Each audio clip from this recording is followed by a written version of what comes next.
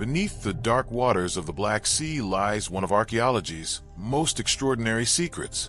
A city so perfectly preserved that wooden structures from thousands of years ago remain intact. Streets where ancient people walked, houses where families lived, a harbor where ships docked, all frozen in time at the bottom of the sea, protected by conditions so unique that they've prevented the usual decay that destroys underwater sites. This is Akra, a lost city that's rewriting what we know about ancient Black Sea civilizations. And what makes it truly remarkable is that we're only beginning to understand how much history lies hidden in these depths. The Black Sea is unlike any other body of water on Earth. On the surface, it appears as a normal sea, connecting to the Mediterranean through the narrow straits of the Bosphorus. But beneath approximately 150 meters depth, something extraordinary occurs. The water becomes anoxic, meaning it contains no oxygen. In this oxygen-free environment, the bacteria and organisms that normally decompose organic material cannot survive. What this means for archaeology is revolutionary. Wood, fabric, leather, rope, all the organic materials that typically rot away within years or decades underwater, can survive for millennia in the Black Sea's deep anoxic layer. Shipwrecks discovered in these depths have their masts, rigging, and even cargo still intact after thousands of years. It's as if time stopped the moment they sank. But the Black Sea holds secrets far older than shipwrecks. Geological evidence suggests that around 7,500 years ago, this body of water underwent a catastrophic transformation. During the last ice age, sea levels worldwide were much lower. The Black Sea was actually a freshwater lake, isolated from the Mediterranean, its surface perhaps 100 meters lower than today. Then, as the glaciers melted and global sea levels rose, something dramatic happened. The Mediterranean, now higher than the isolated Black Sea lake, began to flow through what would become the Bosphorus Strait. But this wasn't a gradual process. Many geologists believe it was a catastrophic flood, with Mediterranean seawater pouring into the Black Sea basin in a massive deluge. The theory suggests this flood raised the Black Sea level by hundreds of feet, drowning coastal settlements around its entire perimeter. If people were living along the shores of the freshwater lake, their villages and towns would have been swallowed by the rapidly rising waters. This event may even be the historical basis for flood myths that appear in cultures around the Black Sea region, including potentially the biblical flood narrative. Whether the flood was gradual or catastrophic remains debated among scientists. But what's certain is that the Black Sea did rise significantly, and any coastal settlements from that era now lie underwater. For decades, archaeologists wondered if any evidence of these ancient communities survived, or if all traces had been destroyed by millennia beneath the waves. Then, in the late 20th century, underwater archaeological surveys began exploring the Black Sea depths. Using sophisticated sonar and remote-operated vehicles, researchers started mapping the seafloor. What they found astonished everyone. Not just shipwrecks, though those were remarkable enough, but evidence of human settlements, structures that could only have been built on dry land, now submerged far below the surface. Akra is one of these discoveries, located off the coast of what is now Ukraine or Romania. The exact location is often kept confidential to protect the site from looters. Akra represents a settlement that thrived along the ancient Black Sea shore before the waters rose. The name Akra itself comes from ancient Greek, meaning citadel or fortified height, though we don't know what the original inhabitants called their city. The initial discoveries came from sonar surveys that revealed unusual geometric patterns on the seafloor. These weren't natural formations. They showed the clear signatures of human construction, walls, foundations, and organized layouts. When remote-operated vehicles descended to investigate, they sent back images that seemed almost impossible. Stone structures, yes, but also wooden beams, posts, and what appeared to be the remains of buildings. The preservation was extraordinary. In most underwater archaeological sites, only stone and ceramic survived. But in the Black Sea's anoxic depths, organic materials were intact. Wooden structural elements showed tool marks from ancient axes and saws. Rope and fiber remained, though darkened and fragile. Even some leather and fabric fragments survived, providing rare direct evidence of ancient materials and technologies. What makes you think about what daily life might have been like in ancient Akra. Based on the architectural remains and artifacts, this was clearly a substantial community. The buildings suggest a settled population engaged in agriculture, fishing, and likely trade. The location along the Black Sea shore would have been ideal for maritime commerce, with access to fishing grounds and connections to other coastal settlements. The structures found include what appear to be residential buildings, storage facilities, and possibly workshops. The presence of harbor structures, posts and pilings that would have supported docks, indicates the community's maritime focus. These people were boat builders and sailors, navigating the waters of the ancient Black Sea, trading goods and perhaps ideas with distant communities. Artifacts recovered from the site provide glimpses into their material culture. Pottery fragments show styles and techniques that help archaeologists date the settlement and understand its cultural connections. Stone tools, including grinding stones and blades, reveal daily activities. Fishing equipment and the remains of fish bones tell us about their diet and subsistence strategies. One particularly intriguing aspect is the evidence of advanced woodworking.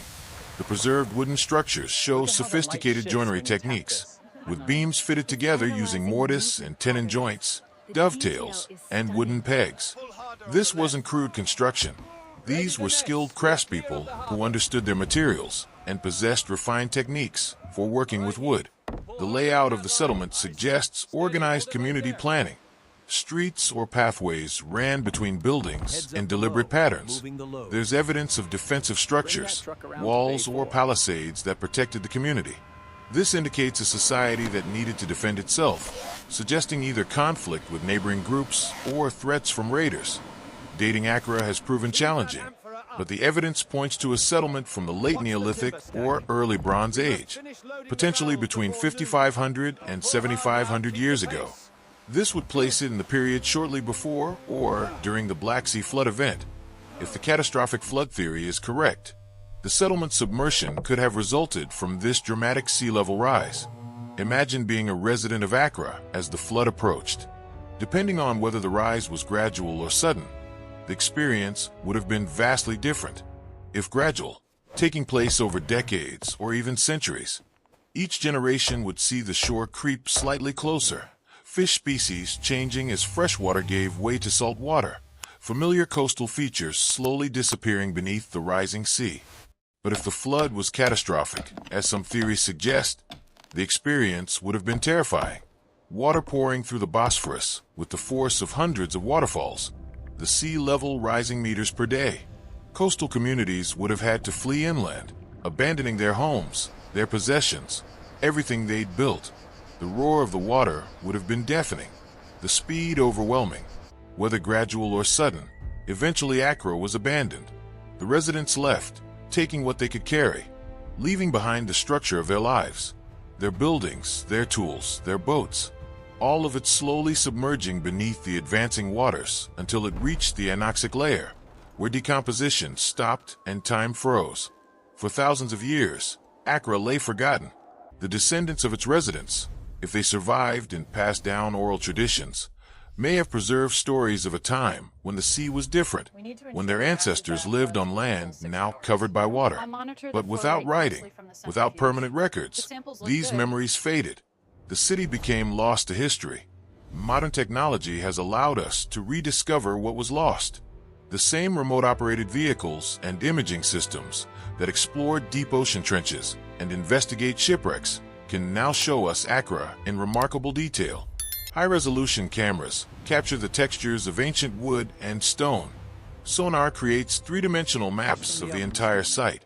Sample collection systems carefully retrieve artifacts for study and conservation.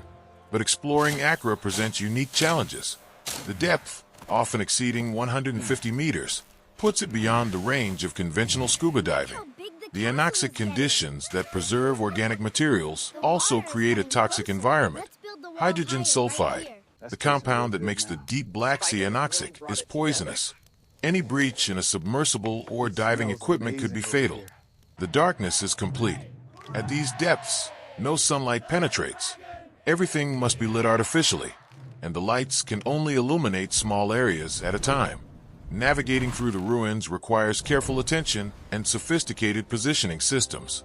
It's easy to become disoriented in the murky water and complex structures. Despite these difficulties, research continues. Each expedition to Akra reveals new details about this ancient community.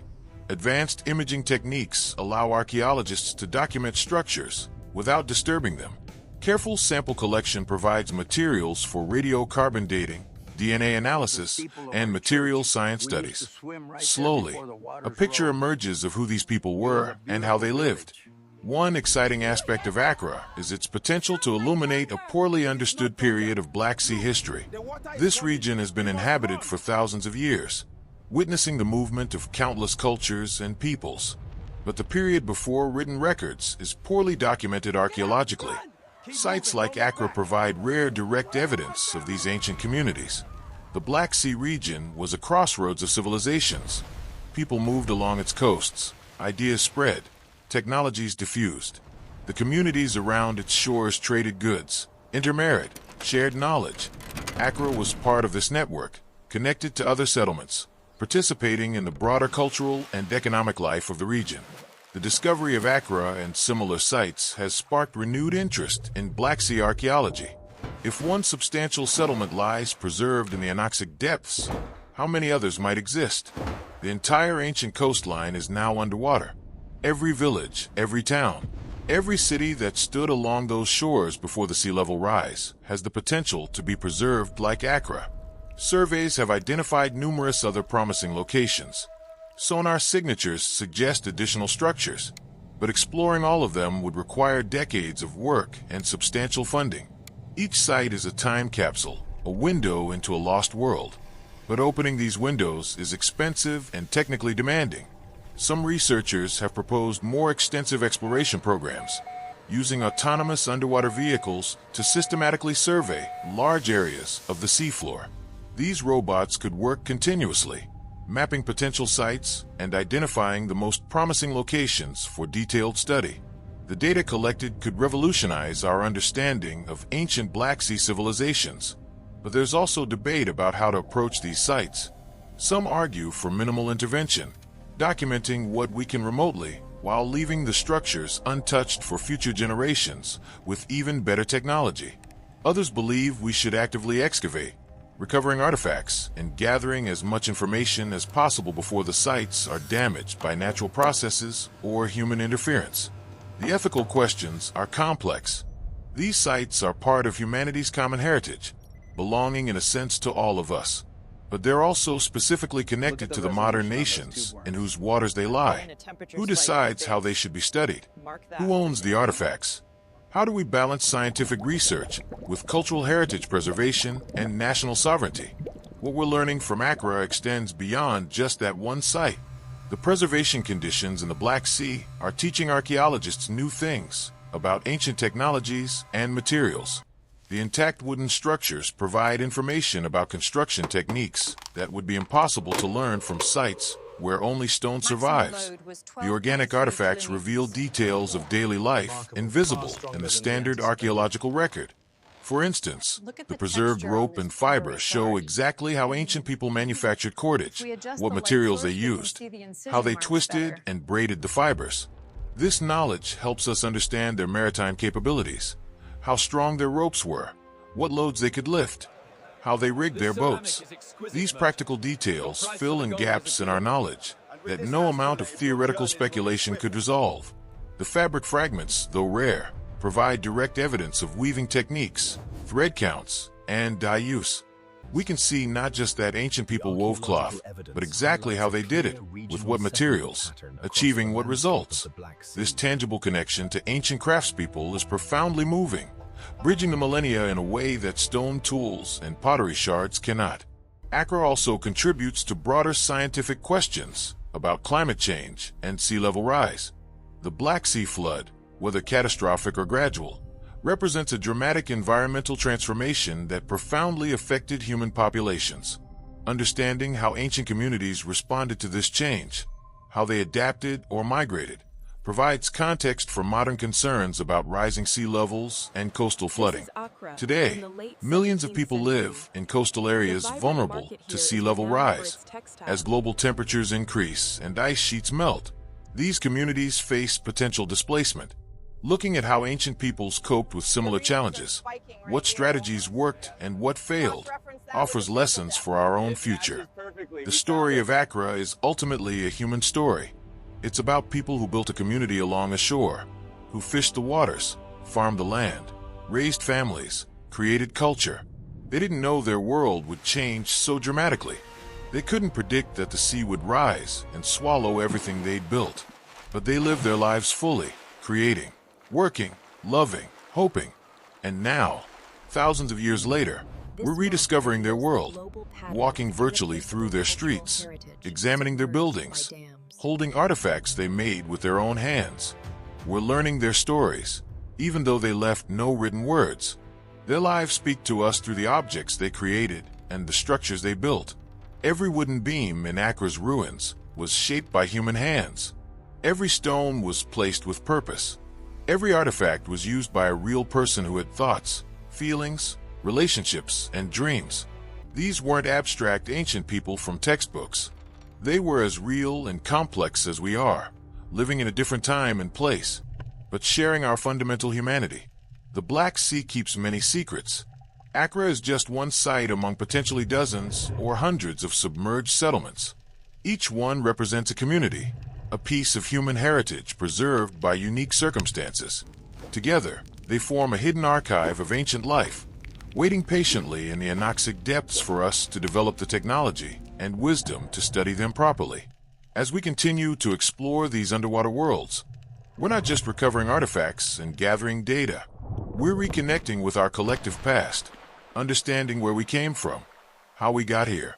We're learning that human civilization is far older and more complex than we often imagine, that impressive communities thrived in places and times we're only beginning to understand. Akra reminds us that the past is never truly lost. It's just waiting to be found, beneath the waves, beneath the earth, preserved in ice or buried in sand. The evidence of ancient lives endures. Every discovery, every artifact, every structure adds to our understanding. And with modern technology, we can explore places that were previously unreachable, recovering stories that seemed lost forever. The cold, dark, Anoxic depths of the Black Sea are an unlikely archive of human history. But those very conditions that make it challenging to explore have created one of the world's most remarkable preservation environments.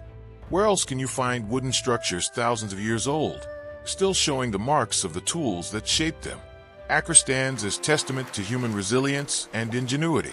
The people who built this city adapted to their environment, created a functioning community, developed sophisticated technologies. When their world changed and the sea rose, they moved on. But what they built remained, waiting to tell their story to future generations. We are those future generations. The privilege and responsibility of studying these sites falls to us. What we learn, how we interpret it, what we choose to preserve and share, will shape how future generations understand this period of history. We're not just studying the past. We're participating in an ongoing dialogue across time. The exploration of Akra continues. Each expedition brings new discoveries, answers some questions while raising new ones. The site is vast, and much of it remains unexplored. What else lies in the unexamined sections? What artifacts wait in the sediment? What structures remain hidden in the darkness? Someday, perhaps, we'll have technology that allows us to virtually reconstruct ancient Akra in complete detail, creating immersive experiences where people can walk its streets, enter its buildings, experience what it was like to live in this Black Sea community thousands of years ago. The data being collected now makes such reconstructions increasingly possible.